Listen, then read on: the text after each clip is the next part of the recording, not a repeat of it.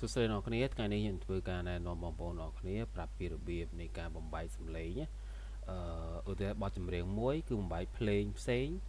និងច្រៀងផ្សេងឧទាហរណ៍អញ្ជាតោះនេះគឺភ្លេងសុទ្ធនេះគឺខ្ញុំបំបែកមានថាខ្ញុំបំបែកហើយណានេះគឺសំឡេងសុទ្ធសំឡេងស្រញញឹមបប្រឹងដោយវងនេះគឺសំឡេងសុទ្ធអញ្ចឹងដើម្បីធ្វើជាដំបូងអ្នកនរគ្នាគ្រាន់តែយកបទចម្រៀងណាមួយដែលបងប្អូនចង់ដាក់ណាអញ្ចឹងក៏បំបែកសលេងហើយអញ្ចឹងនៅនេះគឺជាបទចម្រៀង original តែទៀតអញ្ចឹងនេះជា file MP4 ក៏បាន MP3 ក៏បានអត់បញ្ហាទេអញ្ចឹងដំបូងអ្នកនរគ្នាគឺធ្វើការឥឡូវខ្ញុំលុបចោលសិនហើយយើងធ្វើការបំលែងបទចម្រៀងហ្នឹងឲ្យคล้ายជាភ្លេងផ្សេងនិងច្រៀងផ្សេងអញ្ចឹងណាឥឡូវបងប្អូនអ្នកនរគ្នាចាប់ផ្ដើមចូលពាក្យថា x minus អញ្ចឹងបងប្អូនអាចយកពាក្យ x minus ហ្នឹងមកគឺចូលកន្លែង x minus ហ្នឹងមកតទៅទៀតបងប្អូនអរគ្នានឹងឃើញពាក្យ remove vocal remover អញ្ចឹង vocal remover ហ្នឹងគឺជារបស់ free ទេហើយបើសិនបងប្អូនចង់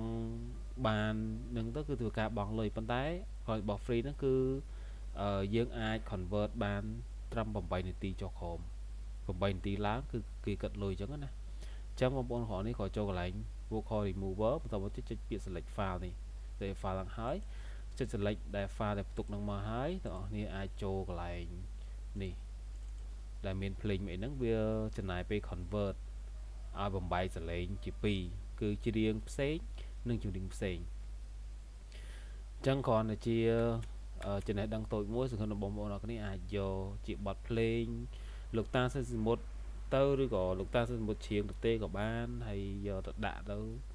ឬក៏បងប្អូនអាច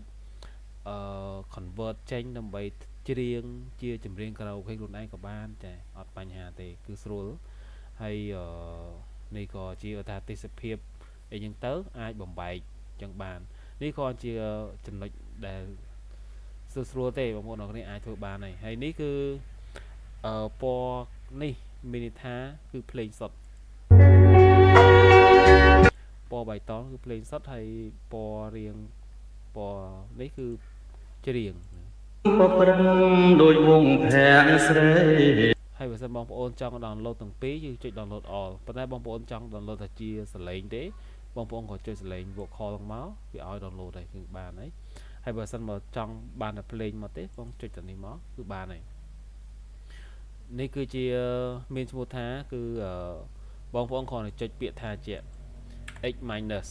ហ្នឹងវាឲ្យហើយវាឲ្យ x minus pro ទៅ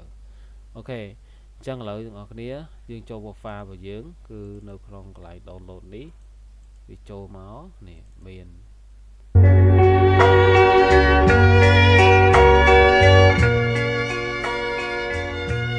នេះភ្លេងសុទ្ធហើយនេះគឺចម្រៀងសុទ្ធ